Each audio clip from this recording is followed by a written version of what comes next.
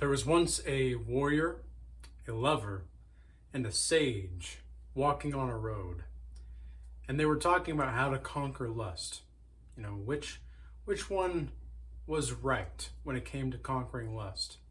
And the sage was very quiet. The sage didn't say much.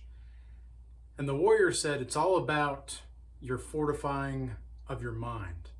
It's how you fortify your mind. It's how you view the world.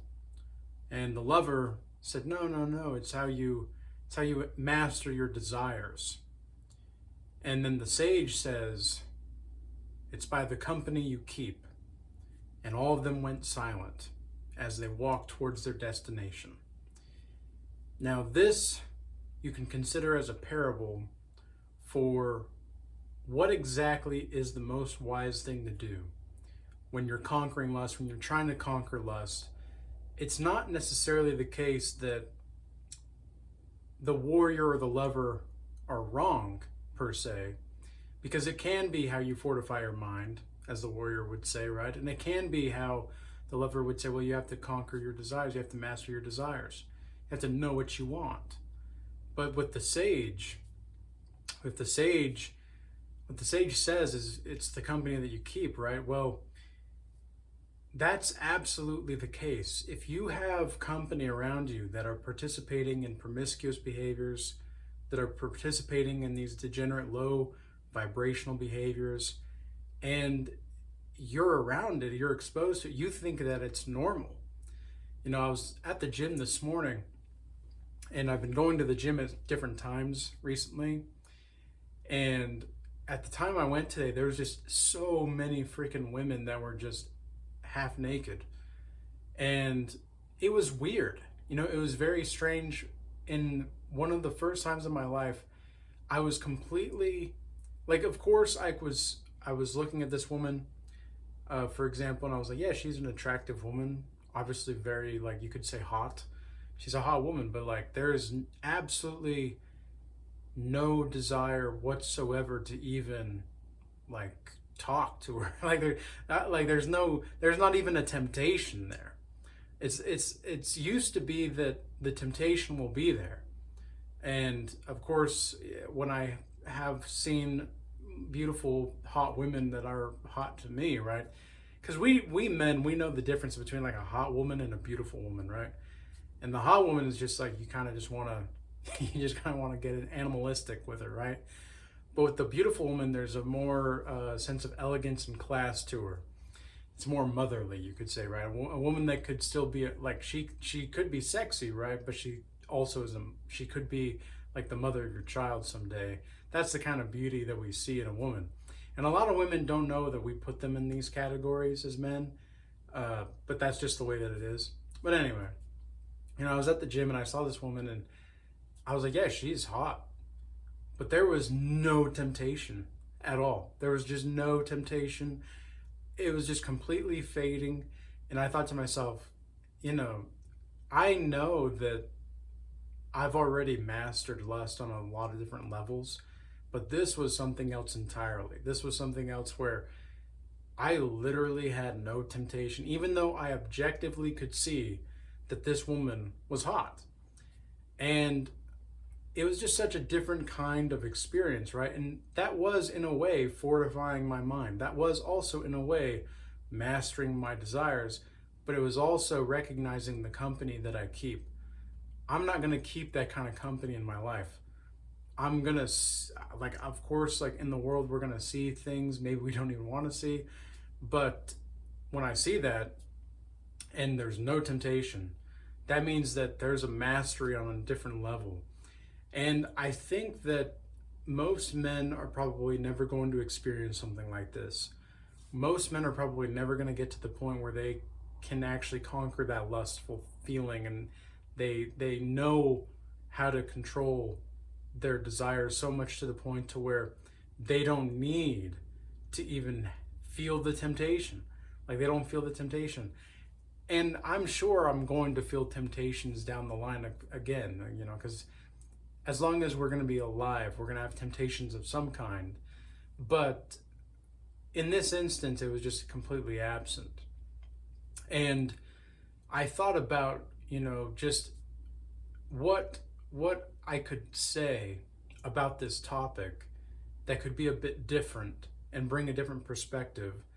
And I thought about this warrior, lover, and sage type of story that you could apply maybe to your own life and within yourself, because anybody that's in the Regal Change Academy group that we have and online school knows that we've completely reoriented our class courses and such, once you're inside, to reflect certain archetypes like the king, the warrior, the magician, the oracle.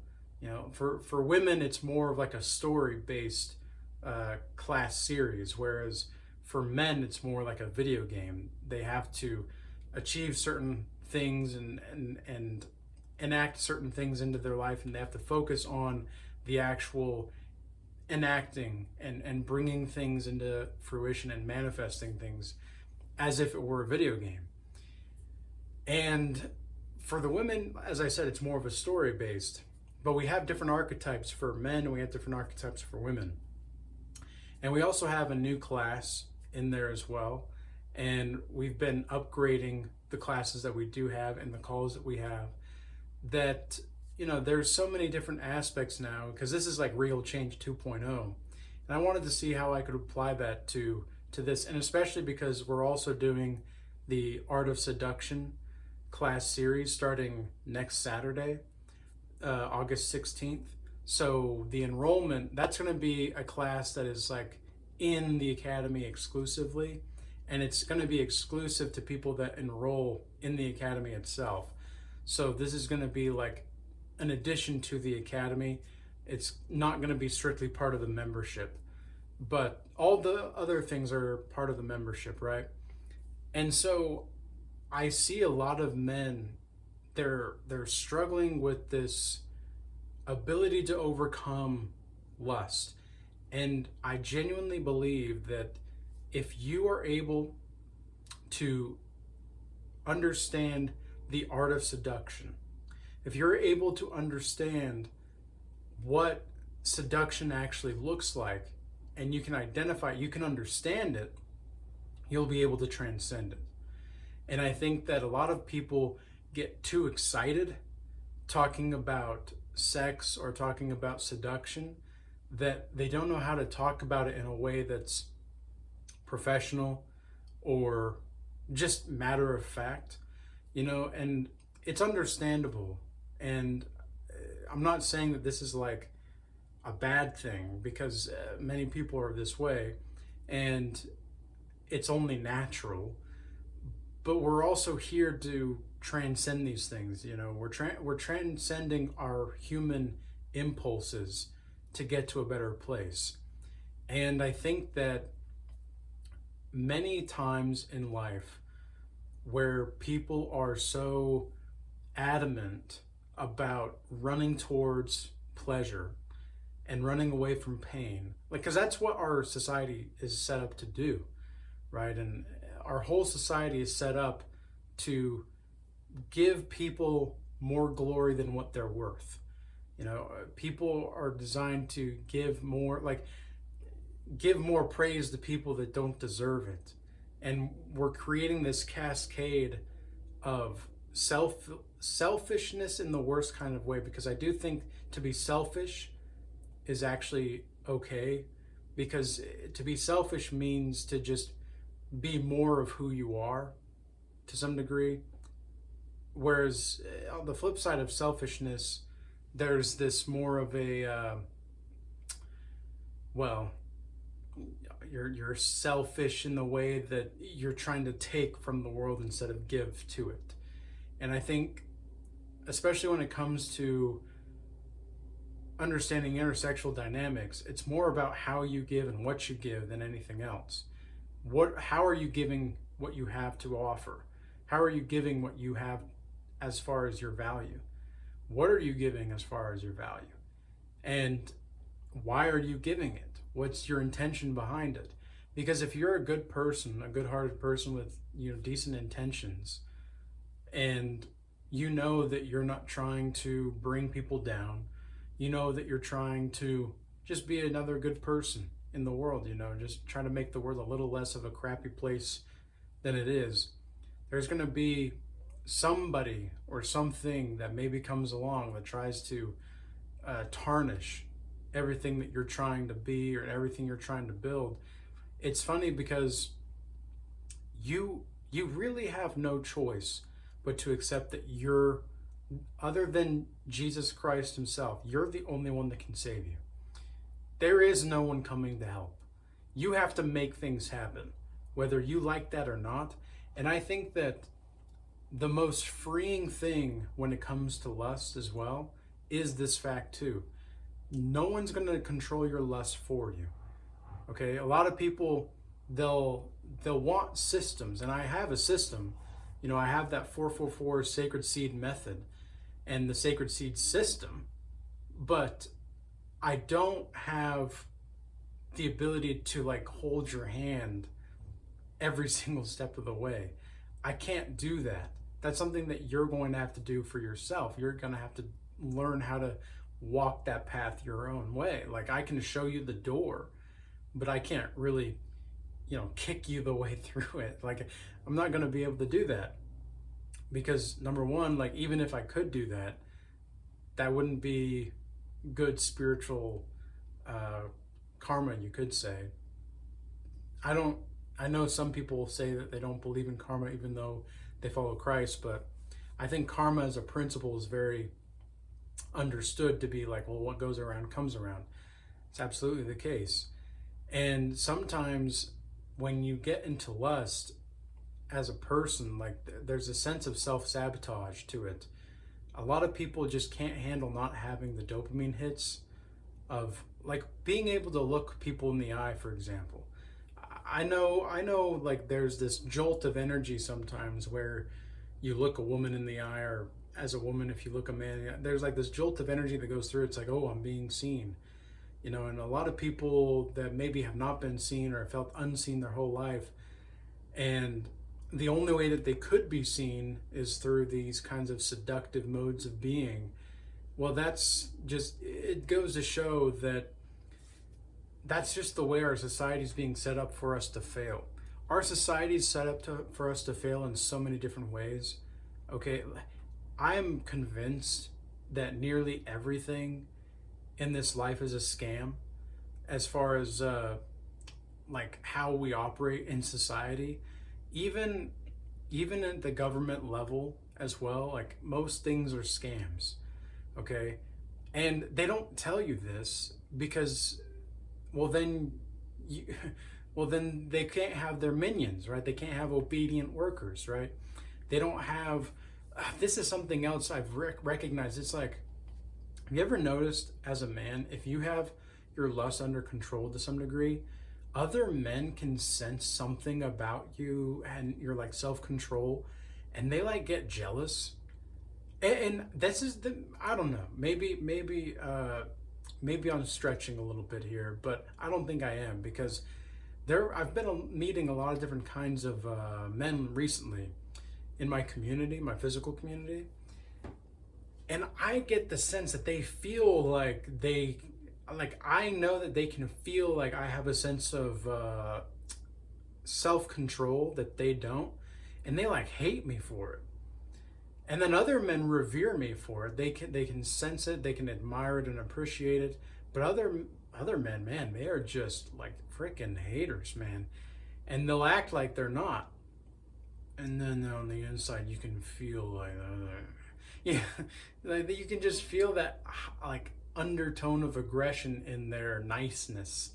It's like, man, these nice guys, I don't trust any of these nice guys. I'd rather have like an absolute a-hole in my circle that at least I know where that guy stands, than some nice guy that pretends to be nice to my face.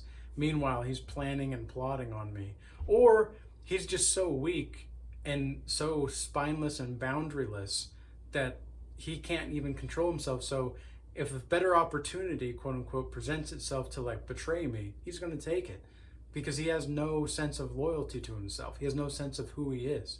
So I'd rather have the a-hole who knows who he is and what he wants, but is kind of an a-hole about it, than the guy that's just spineless, And I think that's a lot of the reasons why our society is failing, is because this lust, this lack of control of the libido. And I don't say to repress it. I don't think it's about repression. And this is something else I thought about too, is all of these Christians out here, people that say they follow Christ, and yet they're talking about how good the old times of hooking up are, and how they miss hooking up. It's like, why? Like, why do you miss that? You miss that? Like, what makes you think that was a good time, really?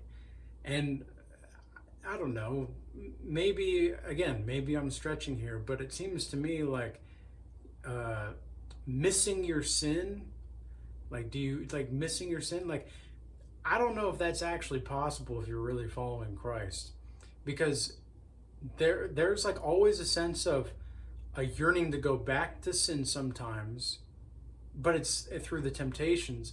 But it's not because you miss it. It's because you know what it's like to be there and you're trying to get out, but like you feel compelled to go back because of the fleshly pleasures. I don't think you can miss those fleshly pleasures.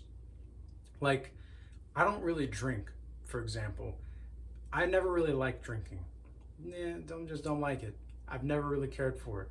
I don't like feeling numb, okay? But I used to enjoy like a beer or so every now and again.